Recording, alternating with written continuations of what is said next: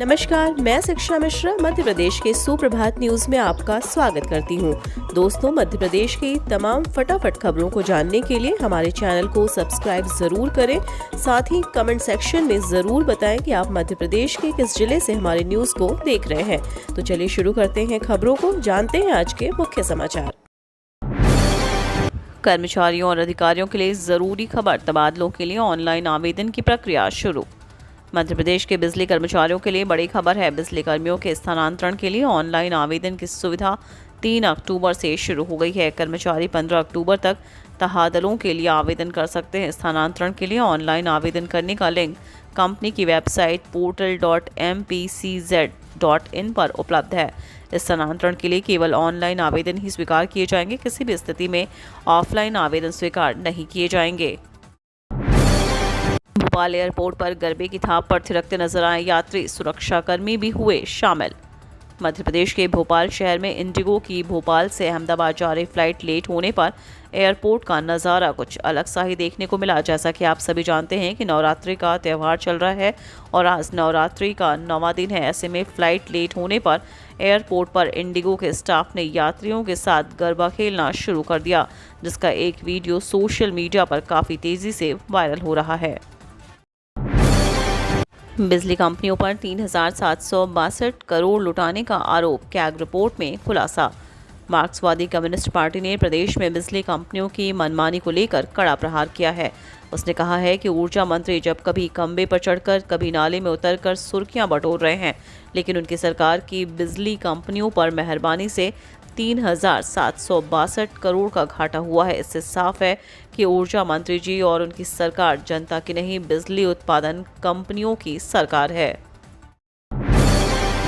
Petrol diesel की कीमतों ने पकड़ी एमपी में रफ्तार, इतनी बढ़ गई ईंधन की कीमत।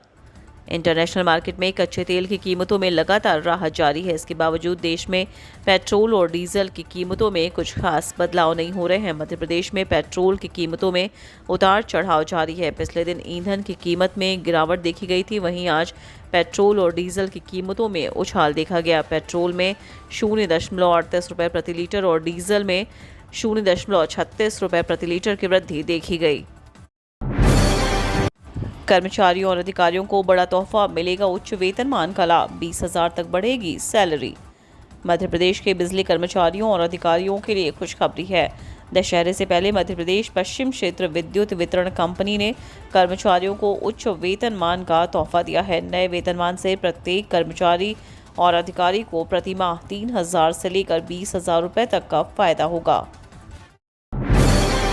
मोदी सरकार दे रही छात्रों को स्कॉलरशिप। भारत सरकार की कई ऐसी सरकारी योजनाएं हैं जो छात्रों को आर्थिक सहायता प्रदान करती है। कई ऐसे स्कॉलरशिप स्कीम है जो हर महीने छात्रों को आर्थिक सहायता देती है। ऐसी ही योजना में से एक है प्रधानमंत्री छात्रवृत्ति योजना है। इस योजना के तहत लड़कियों को 3,000 रुपये और लड़कों को 2,500 रुपये हर महीने छात्रवृत्ति देती है। इस योजना के लिए आवेदन करने की तारीख शैक्षणिक वर्ष 2022-23 के लिए निर्धारित कर दी गई है।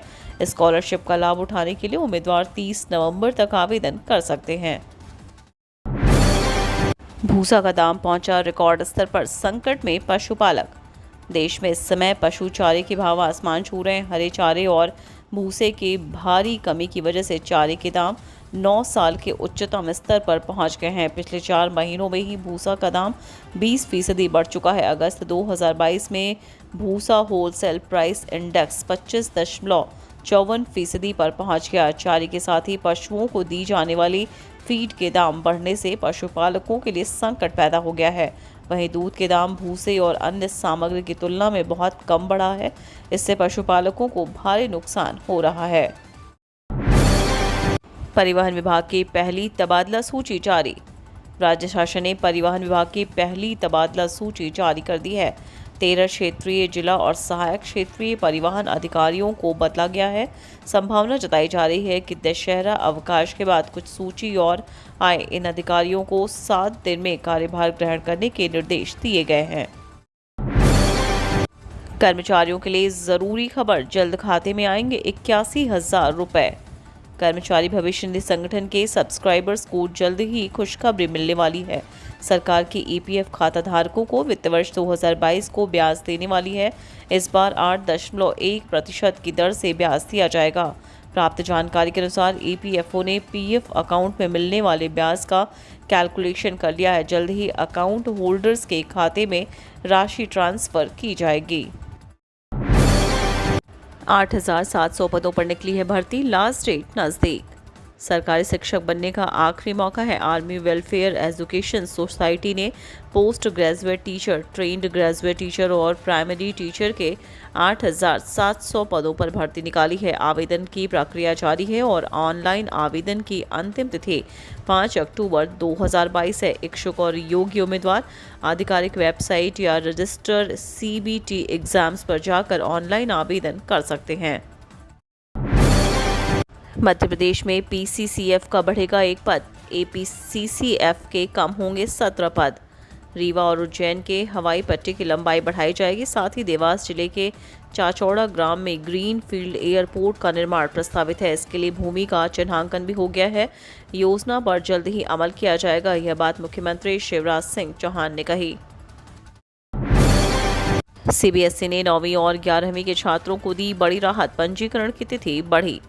केंद्रीय माध्यमिक शिक्षा बोर्ड ने कक्षा 9वीं और 11वीं के छात्रों के पंजीकरण की अंतिम तिथि एक बार फिर बढ़ा दी है। ऐसे विद्यार्थी जिन्होंने अपना पंजीकरण नहीं करवाया है वह अब 15 अक्टूबर तक पंजीकरण करा सकेंगे। विलंब शुल्क के साथ 16 से 30 अक्टूबर तक पंजीकरण होगा। इससे पहले 30 सितंबर पंजीकरण की अंतिम तिथि निर्धारित थी, जबकि विलंब शुल्क के साथ 15 अक्टूबर तक पंजीकरण होना है। चीन में ताला लगाने को तैयार है भारत, 100 लाख करोड़ रुपए खर्च करने का है प्लान।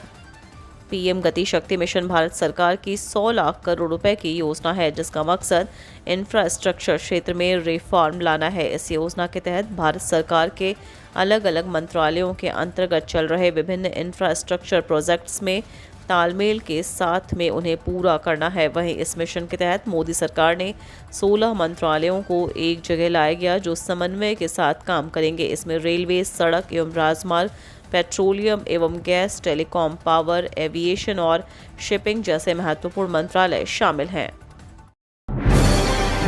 कर्मचारियों के लिए बड़ी खुशखबरी, जनवरी 2023 में फिर बढ़ेगा महंगाई भत्ता। देश भर में 1 करोड़ केंद्रीय सरकारी कर्मचारियों और पेंशनरों के लिए बड़ी खुशखबरी है।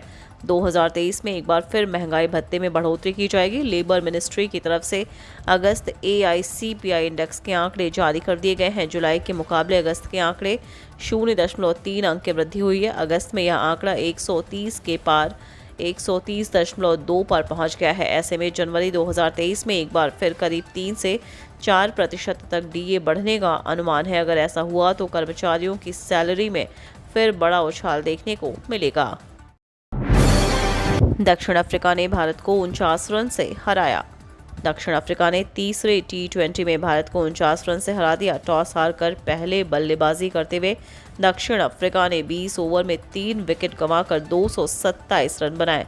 रायली रूसो ने 48 गेंदों में नाबाद 100 रन की पारी खेली। जवाब में भारतीय टीम 18.3 ओवर में 178 रन पर सिमट गई। भारत की ओर से दिनेश कार्तिक ने सबसे ज़्यादा 41 रन बनाए। हालांकि इस हार से सीरीज़ के नतीजों पर कोई फर्क नहीं पड़ेगा।